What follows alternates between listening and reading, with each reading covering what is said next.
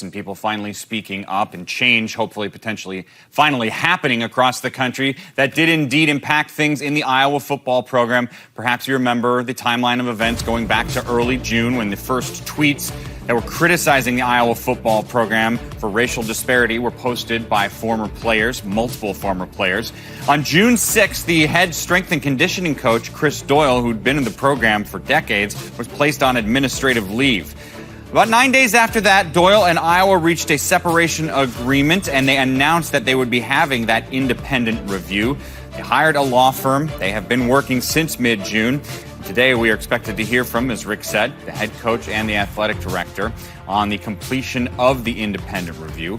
We're expecting to hear what they found, how bad it was, and what things will be changing going forward in the Iowa program so that black players feel they are in a much better position going forward than they have been recently, and expect to hear from them again in just a matter of moments. We did find out that Kirk Ferentz was able to release a statement not long ago. And here's what it says. Oh, here, Rick, you've got it. Kirk Ferentz saying, quote, "This is an important time for me as a leader and for our program. This review brings us face to face with allegations of uneven treatment, where our culture that mandated uniformity caused many black players to feel they were unable to show up as their authentic selves. I want to apologize for the pain and frustration they felt at a time when I was trusted to help each of them become a better player and a better person. There are several key takeaways, and we will hear now more from Kirk Ferentz and Gary Barta as we take you to Iowa City. Listening in to a member of the Athletics Communication Department right now, Steve Rowe. We'll start out with Gary, and then Kirk, and then take your questions. Again, thanks for being here, and we'll get right to Gary Barta.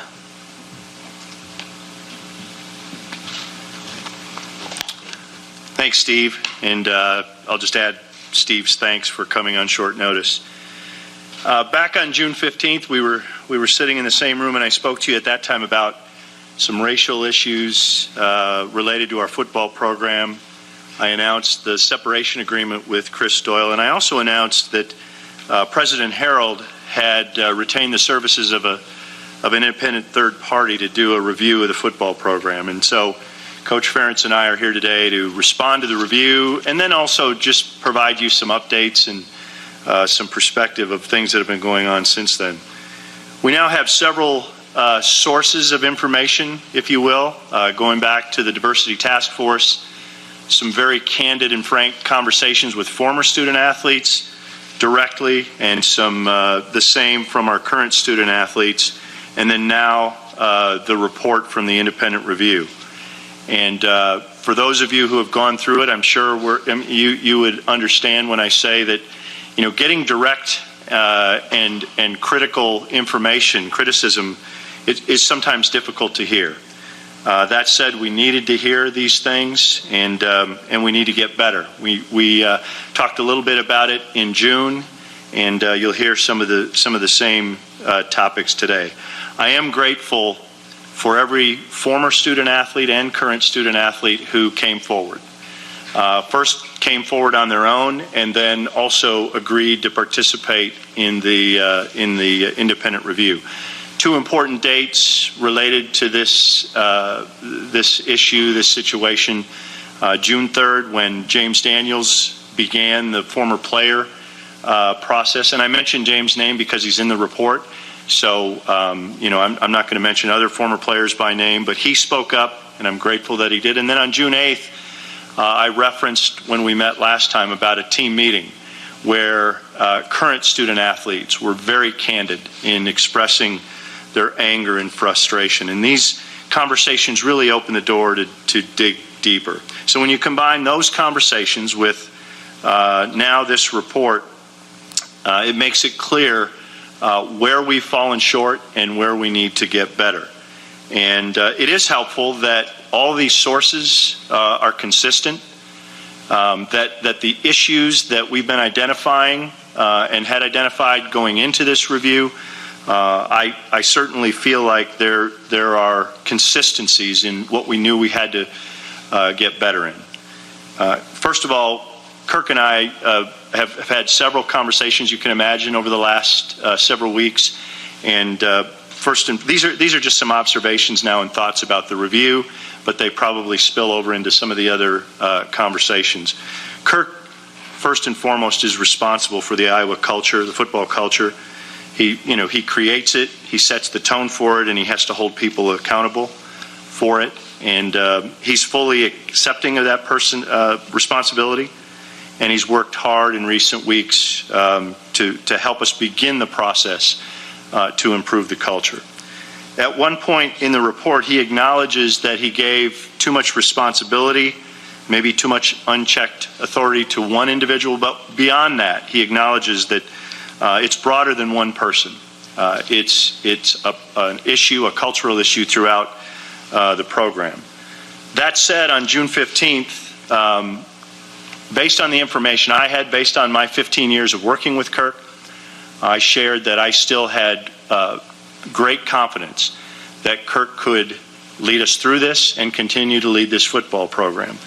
I take a lot of comfort in the fact that the report, after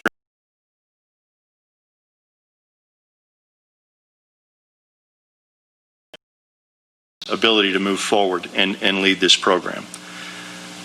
Next observation, the Iowa way is described, perceived by many, especially our African American student athletes, as the white way. Some of the comments, and by now hopefully you've had a chance to read it, don't feel supported, don't feel welcome, can't be my authentic self, harder to succeed as a black player versus a white player. In the report is also a reiteration of Kirk's desired definition for the Iowa way. Earn a degree, maximize football success, and have a fulfilling college experience.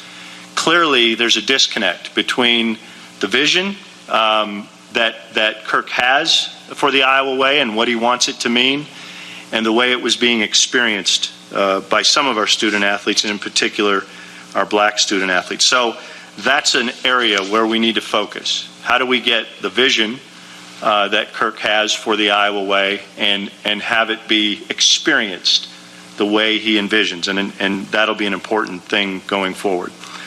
Our student athletes haven't felt, and need to feel that they have a place where they can be heard and where they can be listened to. Within the football program, there have been numerous individual conversations, position meetings, team meetings. I'll let Kirk describe those a little bit more since I have not been involved. I've been involved in a couple of team meetings. Historically, Kirk has relied on a leadership group, and he'll continue to do that, but he's expanded that group and made some changes there. I'll let him talk about that. And then specifically, one of the things we have to do a better job in as an athletic department is make sure that there are places, outside outlets for football student athletes who have issues and concerns. They don't feel comfortable expressing them within football, that they have a place to go. And I'll talk about that here in a moment. Recruiting, making sure that, or in this case, expressing concern that there's a disconnect between a message that we send in recruiting versus what some of the student athletes experienced when they got here, particularly or specifically, I think it was mentioned, creating a family atmosphere versus then when I arrived, not understanding that the Iowa way and the expectations that were connected to that. So a disconnect in that recruiting message. There are several areas pointed out where we need to improve from these student athletes, and I won't go into all of them. Again, Kirk will be able to more specifically speak to some of these. Appearance expectations, whether it's hairstyle, clothing, jewelry, music, tattoos, sleep bans, weight management, and then a reference to rules and the number of rules, the way that they felt they're being held accountable to these rules or being called out if they weren't following these rules.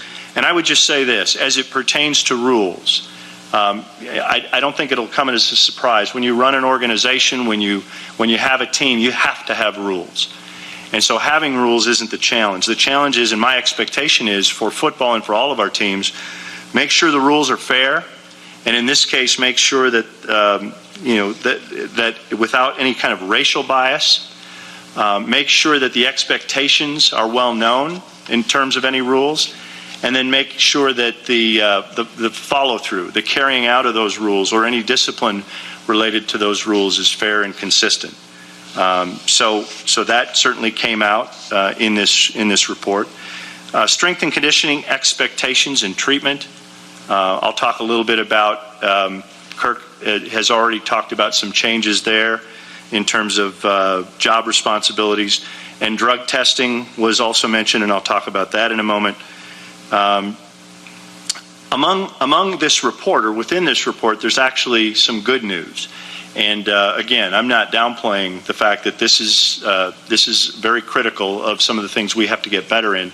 But what I say is good news, and what I was grateful to hear is that there, and this is from the report, there was uniformity from the current student athletes that things have significantly improved since June.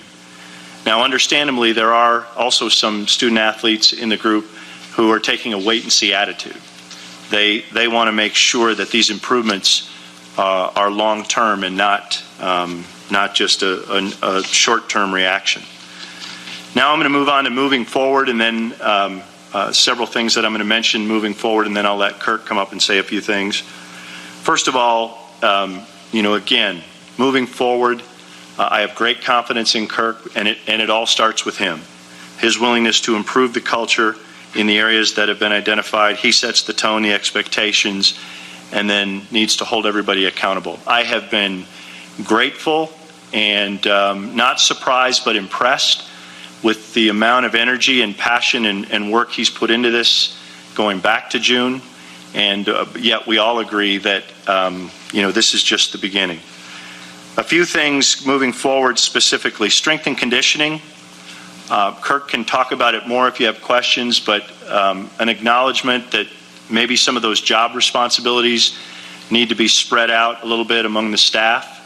From a reporting standpoint, the head strength coach for football does report to the head football coach. It also has a reporting line to assistant athletic director for sport performance, Terry Noonan. One of the things we have to do, and we have that throughout the athletic department, we have several dual reporting lines, either in athletics or then to areas on campus. In this case, we just have to reinforce that reporting line and that relationship. All of the strength coaches, the athletic trainers, the sports medicine team, the sports psychology and nutrition are all reporting through that sport performance group. And moving forward, just making sure that those reporting lines are reinforced and carried through. Under the area of the DEI accountability group that was previously named the Diversity Task Force, DEI, Diversity, Equity, and Inclusion, previously was called the Diversity Task Force. That's headed up by Broderick Binns. I know most, if not all of you, know that we promoted Broderick, went from interim to permanent. He's now the Executive Director of Diversity, Equity, and Inclusion. He reports outside of football. He no longer has an office in football. He'll work closely with football but not report up through football. He's had that Diversity, Equity, and Inclusion accountability group meet a couple of times now, and they've had conversations. You may recall back to June, one of the things we want to do is make sure there is a bridge between a team sport and any resources they may need or desire somewhere else on campus. And one of the things we've talked about with this DEI accountability group is certainly building relationships and trust with student athletes, making sure they understand it's a place they can go if they have questions, not always concerns, might just be questions, want advice, but certainly if they do have concerns, it's a place they can go and create a bridge to some other resource on campus if they need it.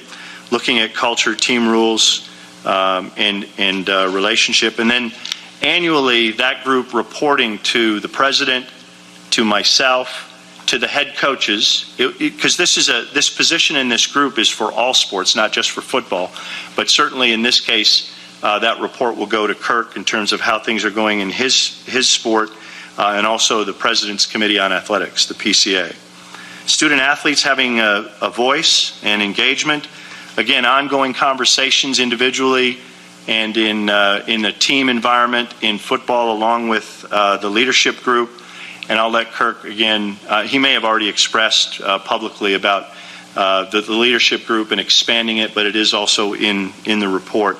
And then continued engagement with the former player advisory committee that Kirk put together, working on getting advice on graduation rates, on recruiting, on culture, team expectations, and then life after football.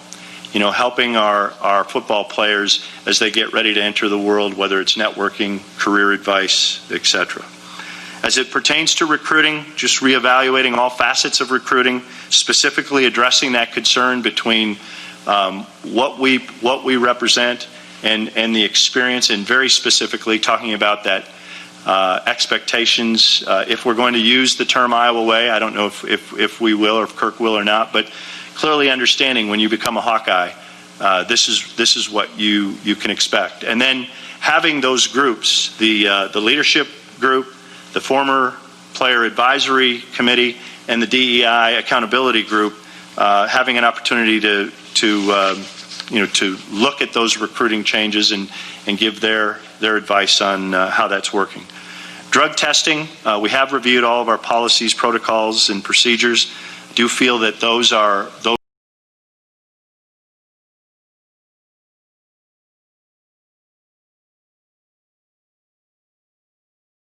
but for the next several years and maybe ongoing, we'll have them audited again toward that goal of by somebody outside of athletics, toward that goal of just making sure there's transparency. And then the final, moving forward, the report does indicate that they provided us with 4 personnel reports on either current or former employees, and based on that information, and it was anything where there was an allegation that was directed toward an individual.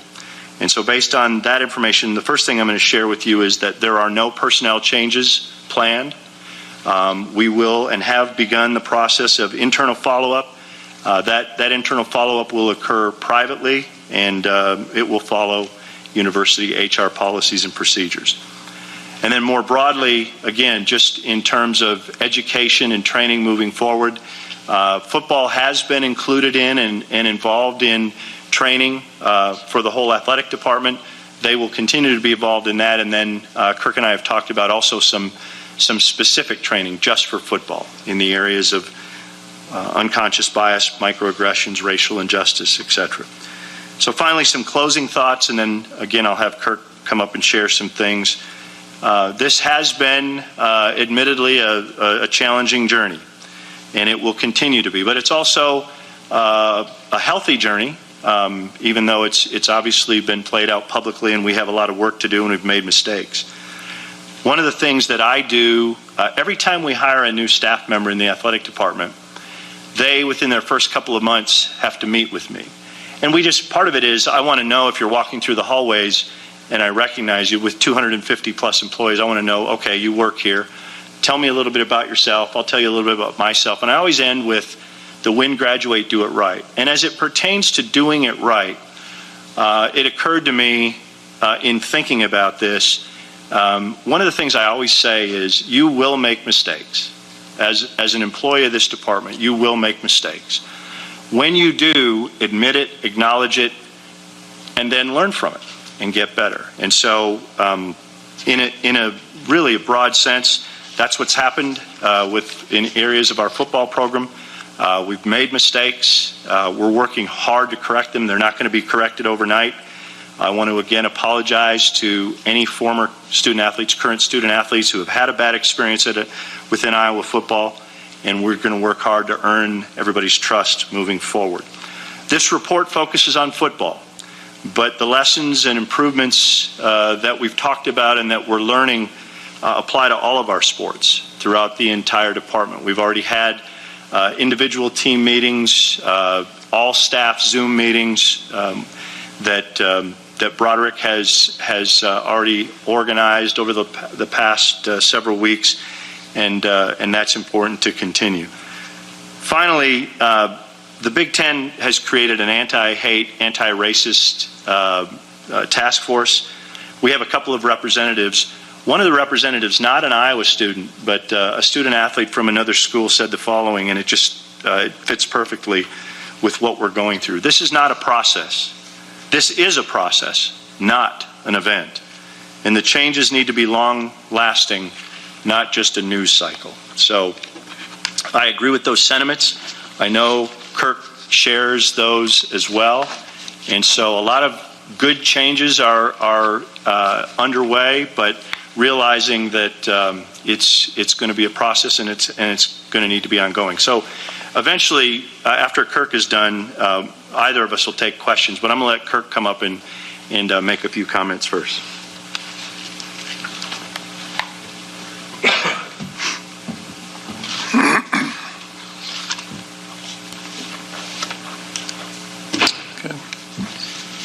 Thank you, Gary. Appreciate the comments, and good afternoon to everybody. Appreciate all of you being here to join us. So basically today I'm just glad to have the opportunity for all of us to be together here and talk with you a little bit about the independent report and the findings.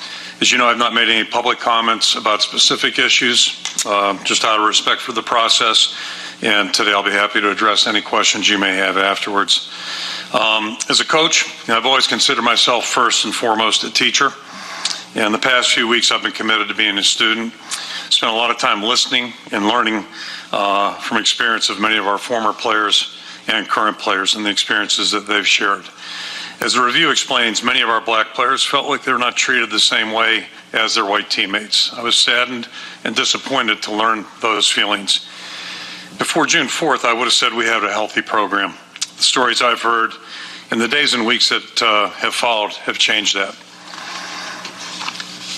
While we've always prided ourselves in running a program based on discipline and accountability, based on my former player conversations and this review, it's shown that many of our black players felt like our program did more than that.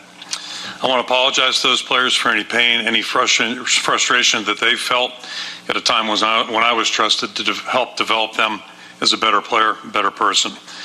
The majority of our players that we've heard from are players that were part of our program 4 years ago or longer. I'm thankful that they shared their experiences with me and spoke to many of them about some of the changes that we have made in the past year. While we have made some strides, we still have a long road ahead of us.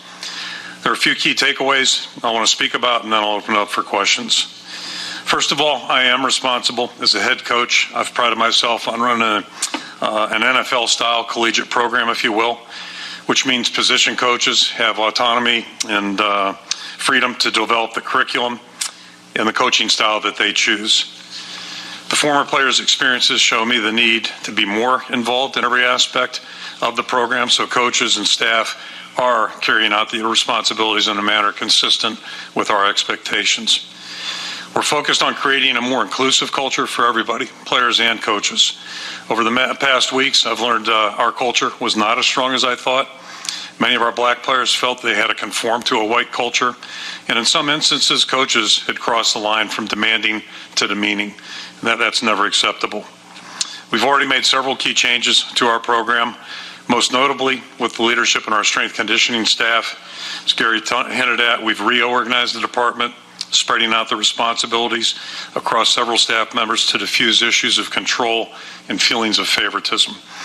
In other aspects of our program, we've instituted player suggestions, starting with just a game day protocol, so when we do get the green light to play, we'll be able to institute those. They've also included lifting restrictions on social media, dress code, our approach to body weights, increasing the amount of time that we meet, talk, and listen to one another as a team. Lastly, this review has reinforced my belief that the heart of coaching is relationships. We spend a tremendous amount of time and energy recruiting players to join our program.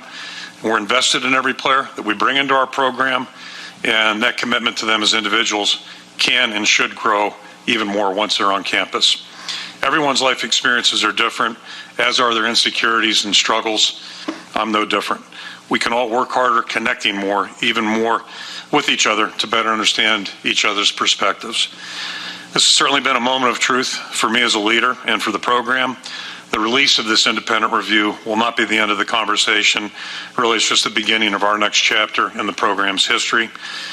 our players always talk about leaving the jersey in a better place, and that is my commitment to do the same thing with this program. So with that said, I'll open it up for questions. Kirk, this for Gary too. That diversity task force report that came out in 2019, this report seems kind of similar in what it's charging, and then you had your players come out publicly, your former players come out publicly last month. Why was it necessary for those guys to come out publicly last month? Do you feel like these changes would have happened had they not done that? I think I said at the last press conference, I acknowledge that I dropped the ball right after I met with the players last August. And we made changes there, which I thought were important and significant. I think the players would agree. But where I'm going on that, I did say I dropped the ball. I never met with that group in December. And, in retrospect, first of all, we should have met. But I'm not sure these things would have come about, quite frankly. And I really think the turning point took place at the end of May. Started the meeting that Gary referred to. That was a very defining moment, I think, for our football team and our program on June 8th. And I've never been involved in a meeting where a player left emotionally. There was really raw, emotional discussion, very honest discussion. And to me, that really just kind of has really opened up lines of communication. So, just the term mask, even, that term, that was loud and clear in the task force report. It's taken on a much different meaning, no question about that. Since that time, and I'll even allude to this, before that, 20 plus years ago, Marvin Sims talked to me about driving while black. I just came out of the NFL, 6 years on a submarine, and he explained to me what that term is. And it was explained to me in a much different way. I saw it in a much different way that last week of May, particularly I believe it was a Sunday morning, last day of May. There were some things on TV that day, which I referenced also last press conference, three people being stopped for driving while black. You just see things in a little bit of a different lens, I think. I imagine a lot of Americans are doing the same thing right now, just seeing things different in our country a little bit. Kirk, it appears that Chris is the only one that's being punished for this, at least on the surface from what we can tell right now. Are we supposed to interpret that as like he was the main, we just had to get rid of him and then we could start moving forward? Because that's how it looks. Yeah, I can just say this. My deep dive really began in earnest probably on on June 5th. There were a series of tweets, and that's really basically for an entire week, unless I was meeting with our team or doing something that directly related to the team. I was on the phone with former players, and my questions were, what needs to be fixed? Is it fixable? And then third question, if I'm part of the problem, we'll get out of here. So that's when it began. But some themes came across loud and clear. Others were not as clear. But the bottom line is, it's just some of the things in the report. But as much as anything, just really being aware of what our words are and what our actions are, and going from there. So, I think at this point right now, as Gary alluded to, the move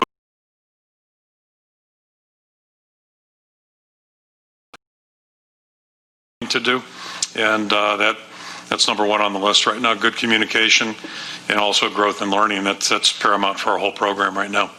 Well, Coach, there was one paragraph that stopped me dead in my tracks when I read it. It was about a current player that you have for you. And he was saying that one of the coaches told him, freshman players, that what you're doing right now is you're going to get on a boat and leave your past lives behind you. I mean, that's a little bit tone deaf to me, because as an African American, that boat might symbolize something different for me than it would for a lot of white players who look the Mayflower opportunity coming here, new way of life, Sure. Slave ships, 1619. They've become, they came here for centuries to this country. So you see the visualization. I mean, that's a difficult passage for me. Yeah. And how do you? I mean, is this coach still on staff? Well, is this true? I mean, it hurt me. Absolutely, and that is not the word choice that should be in there. And again, we're all learning. Okay, I just learned something about that, but I take it in a different way. And really, our players aren't leaving their past behind them. No player should leave his past behind them, because we're all a product of our past. There's a lot better way to state that, no question about that. And the message should be, what we're doing here is really important. I do talk to our players every year, what you've accomplished in high school. It's great. That's why you're here. You've been selected. But what we're interested in is what you can do moving forward. And that's for every player on our team, whether they're a fifth-year senior or first-year guys. So the focus really is on what are you going to do on a day-to-day basis while you're in this program, academically, football-wise, and also character-wise. So, yeah, I certainly don't condone that. And appreciate your feelings on it. My fault. No. I imagine this process has been full of self-reflection for you for your entire career, not only at Iowa. Is there ever a point when you look back and you think of something that maybe potentially enabled Chris Doyle to become the powerful force that a lot of your former players feel has been almost too divisive and too powerful? Was there ever a point when you look back and you think, I should have done this to do something different, to come to a different conclusion? I think that's one of the things I've really wrestled with as much as anything. I referenced that you used the term blind spot previously. And, how do you see things quicker? How do you hear things better? And, those types of things.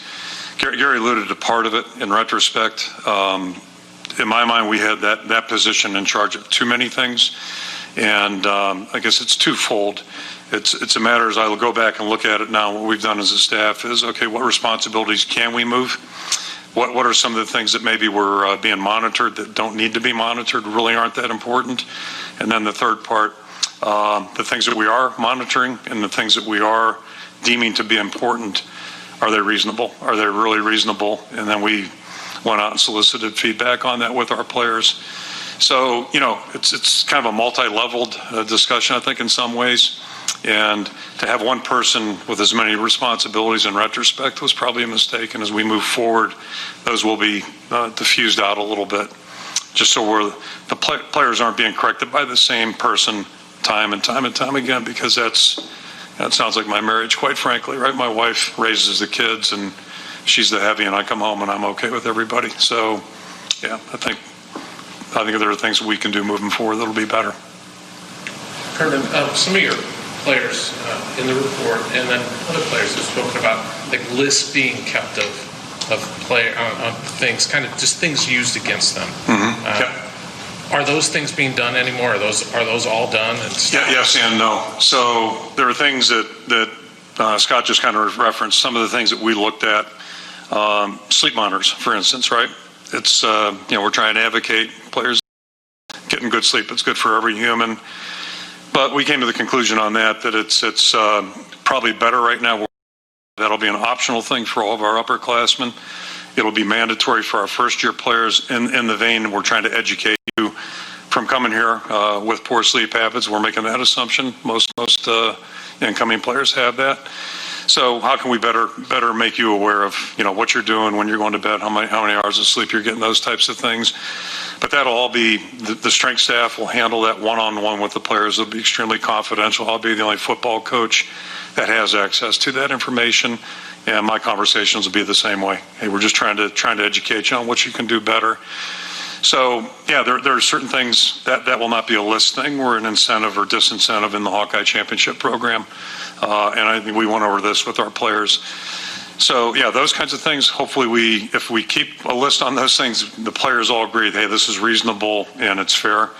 And then the other part is there are certain things that really aren't negotiable, like class attendance, punctuality for a medical appointment, whatever it may be. If somebody's going to give you their time to tutor you or treat you medically, I think it's a good life habit to be on time and be there prepared to go. So certain things are not changing; those won't go away. And but other things, obviously, we've talked about and to a great extent. Coach, the current players that you have all agreed that things have improved. What have you noticed taking place? What differences have you noticed in terms of improvement? Well, it's been a challenge because we've been socially distanced from our players. We've done a lot of Zoom things and that type of deal, so that's been a challenge. But every meeting I've had, I've met with the advisory group now, I think leadership group, 5 times. We've had great conversation, great dialogue. I think things are moving in a very positive way, but Gary ended with a quote there that really to me is maybe the most significant or second most significant component of this whole thing is what we do moving forward. And I've requested that of our leadership group as well, advisory committee, to hold my feet to the fire. Let's make sure we're staying on track. Let's make sure we are, not having 5 meetings and then dismissing it, that type of thing. So what we do moving forward is really, I think we've all learned a great deal in the last 2 months, but it can't be yesterday's news. We need to keep the dialogue going. And, I'll predict this. I mean, if we're doing our jobs right and doing them better, we're not going to have the kind of meeting we had on June 8th. But that was a significant meeting. It was powerful and very impactful, and it got the ball moving forward fast. Great. Coach, how is this report not Chris Doyle and the reaction? As I said, that was a judgment basically I made, and Gary is very supportive. And the question I make, and this is true of any coach on our staff, the question is, can they do their job effectively? And the weekend of the 6th, 7th, I just couldn't envision Chris being able to go in the room that Monday and being effective with our players. And then that judgment, as I looked down the road further, and just based on where we're at as a program in this period right now, I just didn't think it was in anybody's best interest. Chris is an outstanding coach. I know with his next opportunity, he's going to do a fantastic job. But it just, everything's based on where you're at in the program. But that's not the end of the discussion. There are a lot of things that we've talked about, that we've discussed, unearthed, learned, and it's top to bottom. We just have to do a better job, and it all starts with good, candid communication. Most importantly, is taking appropriate action, and then being fair and equitable with how we move forward with it.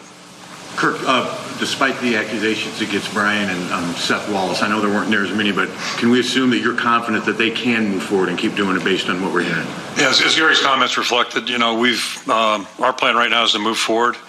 That being said, though, this is an opportunity for our entire staff to learn.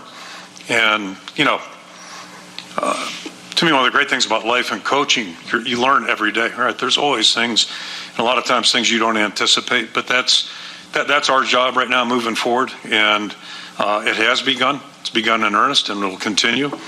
And then there will be cases where, some special attention will be given, whether it's mentoring, counseling, whatever steps we deem to be appropriate, to make sure that everybody's doing what they need to do to help our whole program move forward. Yep. Coach, has your own definition of the Iowa way changed through this, and what do you want people outside this building, this program, to think of when they hear that term moving forward? Yeah, so as Gary referenced that, and the attorneys in the review asked me that basically the same thing, my definition of the Iowa way, and the goals haven't changed. It's graduation, it's having a good experience, or maximizing your abilities and your experience in football, and those are both hard to do, and also being a good citizen, good character person, moral person outside the team activities. So those things haven't changed. As I said, the program is built on the foundation of discipline and accountability. And I think anytime you're involved in anything that's demanding, I don't care if it's a playwright, a novelist, whatever, those things really, you need those things to, I think, to move forward. And mental toughness is certainly a big part of that. But all that being said, it's all about the delivery. It's all about the message. I think that's probably been the biggest learning experience here. And, again, if we're asking our players to do something in the Iowa way, then it's got to be fair, equitable, and reasonable. And I would liken it to this, or I'll give you this comparison. 21 years ago, we were a team that was 1-10 that needed a lot of accountability and discipline. And, we operated in that mode. Things were very stringent, very regimented, if you will. Internally, again, when our players leave the building, whatever they do is what they do, as long as they're doing things right.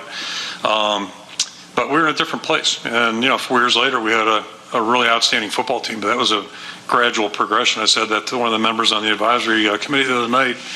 He referenced that season. I said that's when the building began. All right, so that's where it started. It never ends. But we're in a different place right now. We've got, and I think I said this the last press conference, we've got a bunch of guys on our team right now that know what it takes to win. They want to win. So, we're in a little different place. And, Mike Daniels, my conversation with him, not to name too many players, but his message really kind of resonated with me. He really had a good way of putting it. And The point was that if we're a little bit more reasonable and a little bit more open-minded on some things, we'll derive really even better benefits, and I think we're seeing that right now with our players. But the point is, things change year to year. Every team's a little bit different. And, if we do get to play this year, I think we have a bunch of guys that are committed to winning, really want to win. That being said, every player, every person needs guidance and needs direction. That'll never change, and that's our job. But we got to be very, we got to be smart about how we do things and what we choose to deem important and how we reinforce those things and teach those things.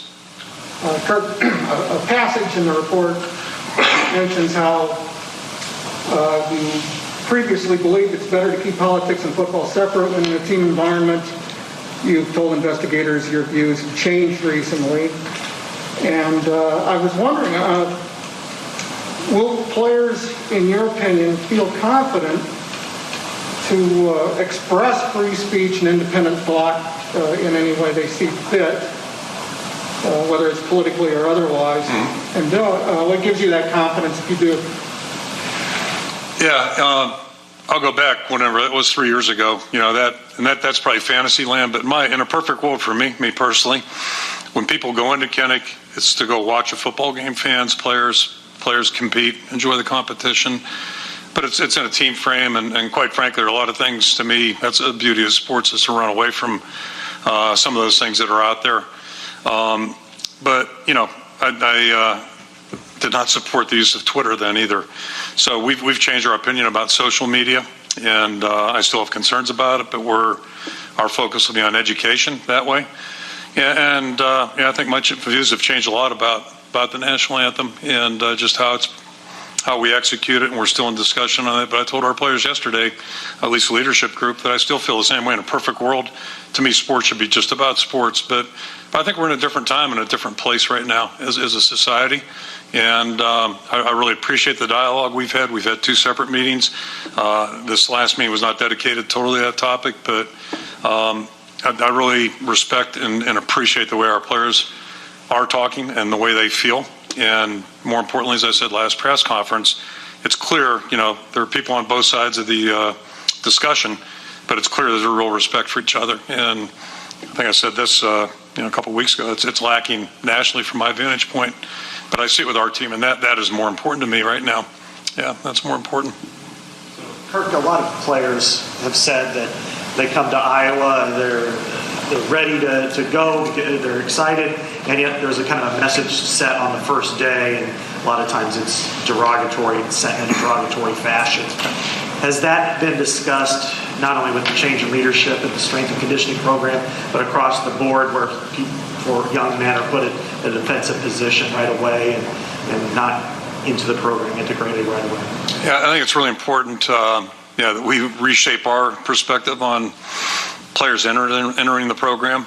There is an Iowa way, quote unquote Iowa way, what we expect, being on time and ready to go and doing quality work. But really, the first year to me has got to be, we've got to better emphasize the transition part of that first year. Because the reality is, only a handful of players are going to be on the game field, most likely, for a significant time during the course of the year. But the majority of the guys are in the first year, really, of their development. Not that every player is not developing, but I think we definitely have to reshape that and do a better job. And it is a challenge because in a normal year, quote unquote normal year, June's have become everything but. It's been camps, it's been all these satellite camps, all those kinds of things. So it really kind of has pulled us away from our players.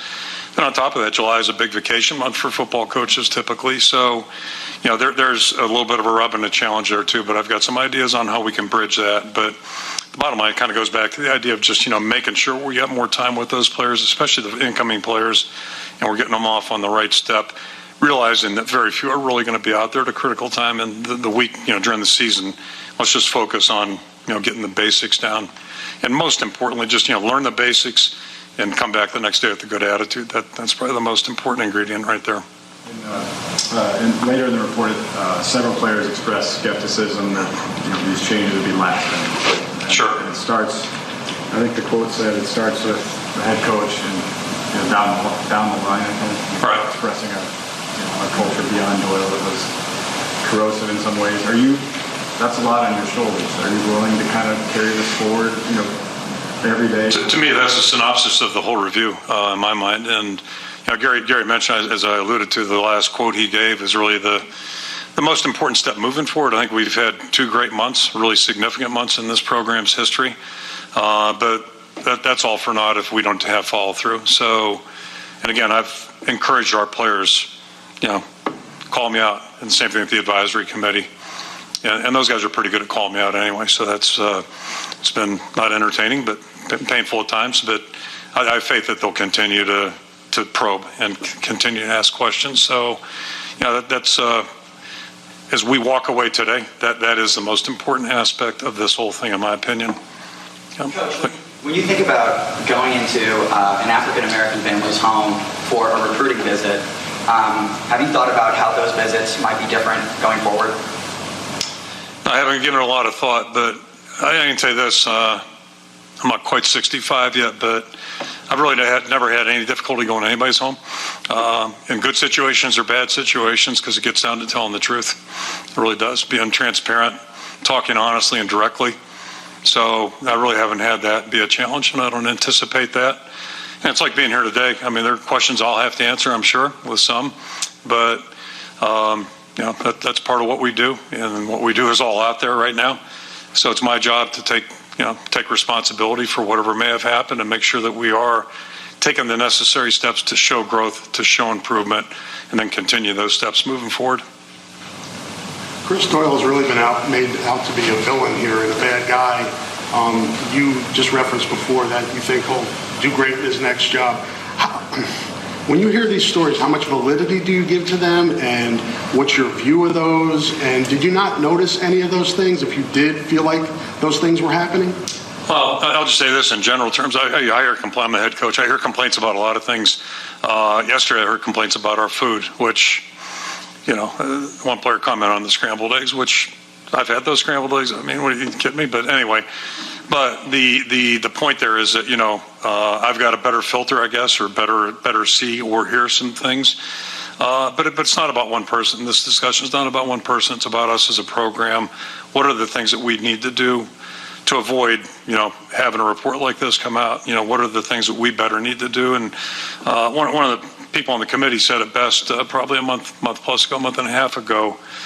He made the comment that Kirk's team will tell him what the problems are. And I think that's what started on June 8th. And I think that's what has transpired. And the most important thing is that as we move forward, how do I better ask questions and, better get to the truth? Using former players has been a great vehicle. No question about that. But what about our current players? Because right now they're talking very freely, but is that going to be the same way a year from now? So as we move forward, how do we keep that process going where players can feel free to, talk very candidly about things? Kirk, you mentioned talking to those players and throwing out, do I need to get out of here? Did you seriously consider that at any point? And what was maybe the toughest conversation you had that really just hit home? Well, yeah, I can tell you the toughest one, Gary and I were just talking about yesterday, actually, but it was Saturday, June 6th. That's easy. The way I'd frame it is, my encouragement to all the guys I talked with was, let's just take the gloves off and say what you got to say. And I'll also say this: a lot of those players, to my knowledge, I'm the last guy to know this, but to my knowledge, didn't go on social media. They weren't talking publicly, but they were players that were heavily invested in this program. And I got very candid feedback, but. Just in a nutshell, my responsibility is to be committed to the program, not me, the program. All right. So whatever we have to do to move for the program forward, that's what we need to be doing right now. So anyway, but the point there again is that I got very candid feedback from just about every player I visited with. Some real specific, some more general, but over the course of a lot of phone calls, a lot of discussions, and then matching that up with current players, what they're saying. Players from the last couple of years, more younger vintage, there are things that you just, you start to see and, shape some opinions. Kirk, I know he's not here to speak for himself, but What do you think Brian has learned from this thing? I mean, from your talking with him, do you think this has been an eye-opener for him, and did it need to be? I think if there's anybody in our program right now, it's not changed from 2 months ago, then they're just not paying attention. Like, they're not paying attention. And I'll say this, during those 2 months, it's been really challenging for everybody involved. I would say this, I think we have a really good staff, and we've got a good coaching staff, support staff. I'm appreciative of the support we've gotten institutionally. And, I have every confidence we're going to move forward and do fine. But I'd like to think everybody's been affected. I would like to think that if anybody feels they didn't have any role in even if it was one player, not feeling good about their experience, then that's one too many. We got to try to do a better job. And I'll say this: I mean, we all realize not everybody's going to leave happy. We all realize that, but everybody needs to leave knowing that they were treated fairly and given an equal opportunity. That's fair, and the expectations were reasonable. Not something other than that. Among the 4 players you reached out to, was Akron Wadley one of them? And what was your reaction when you heard that he said he regrets never playing here? Surprise. I won't comment on individuals. I commented on a couple who I spoke with and did not identify who I spoke with on June 6th. But it was a surprise, and also to some degree surprise, because some of the things were just flat out not true. Not true. I mean, we have never held back a black card from any player. I'm not a great record keeper. Ben Hansen is meticulous. Never happened. It was stated, I think, that I said derogatory things in a press conference about an individual. Those are a matter of record, and it's, some of you may have looked those up. I'll stand behind what I said in those press conferences. And as recently as May 26th, his mom and I were having, good conversations. So I had no sense that it was that bad, quite frankly. You have several. And I'll go back to that too. And during the course of we got back from California, conversations with his mom about trying to get him placed in the XFL.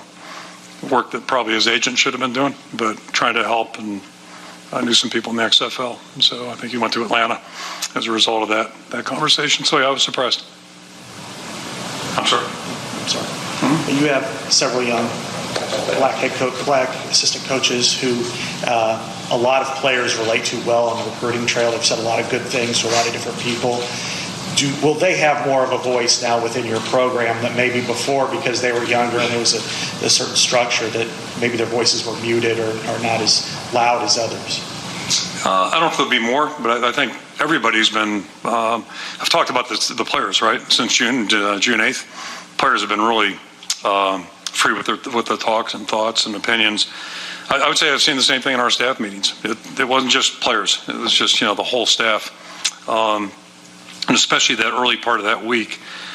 That's where that was the most impactful part of this whole thing, because we had 2 team meetings and we broke up with the coaches and into smaller groups, and we went through the process of taking all the feedback, putting it on the board, put it in categories, and then I've worked through those categories with our players, the leadership group, pretty much systematically now for 5 meetings. And those are more like day-to-day changes, and I think everybody's enthused about those. But it's been a group effort, group process, and I've seen the same conversations in our staff meetings. Very very straightforward and very candid opinions. So I'm hopeful that's what everybody will do as we move forward, because that's how we have to keep pushing this thing.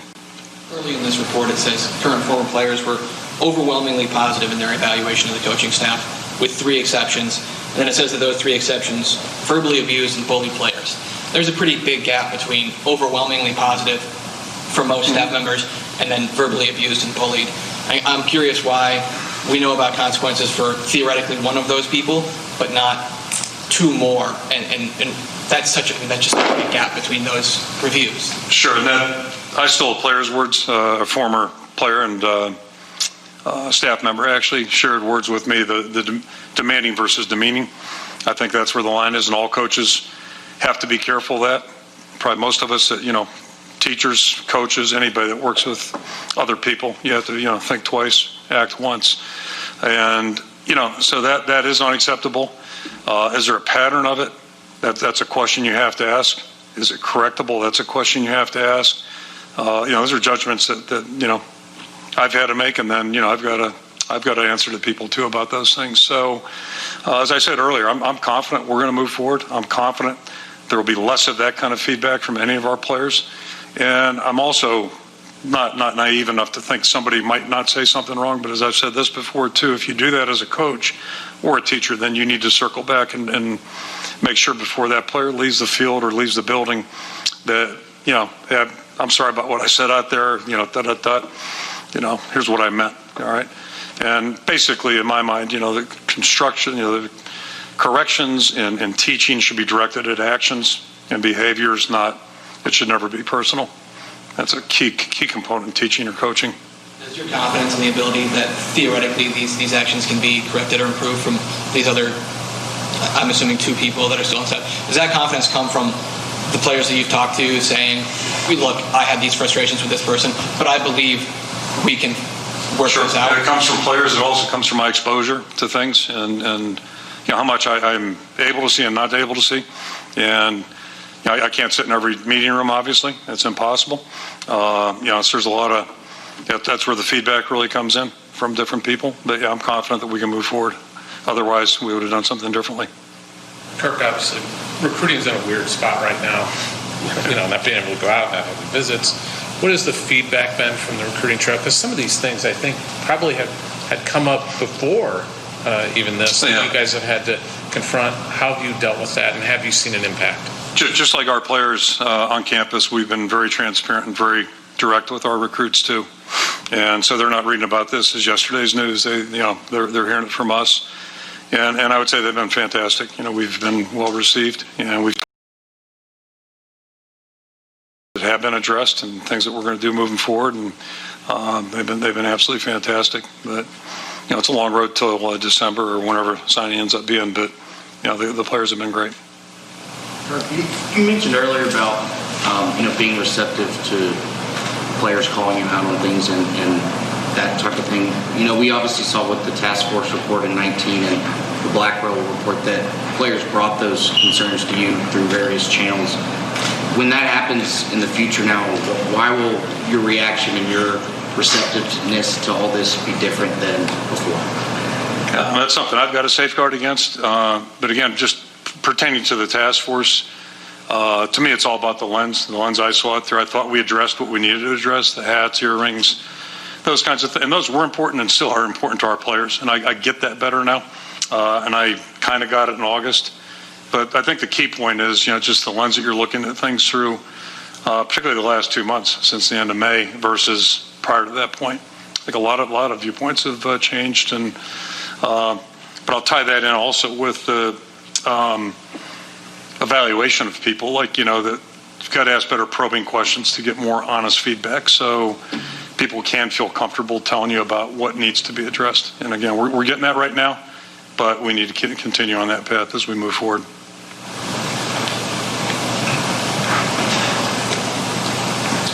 Anything else from Coach? Anything from Gary Barta? Yes, for Gary.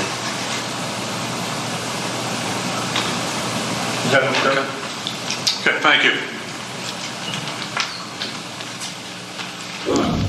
So that was Kirk Ferentz, the Iowa head coach, talking about the release of the independent review and an awful lot of things to take away from it there. Some of the things talk about the difference between demanding and demeaning as coaches and as a staff. Talk about some of the things they will be changing going forward, like their lifting restrictions on social media rules and dress codes as well. I think going forward was one of the key terms. We continue to hear Kirk Ferentz talk about the fact that, yes, we have to look at our pasts, that he and the staff will look at their pasts as a manner of the way to fix the future, and that the players will continue to have to rely on their pasts because, in Ferentz's own words, your past is part of what you become presently and in the future.